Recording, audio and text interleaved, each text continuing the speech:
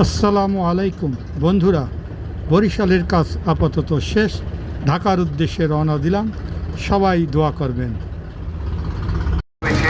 মহিলাদের আকর্ষণীয় ডিজাইনের সেরা সেরা নিত্য নতুন কালেকশন জেন্টস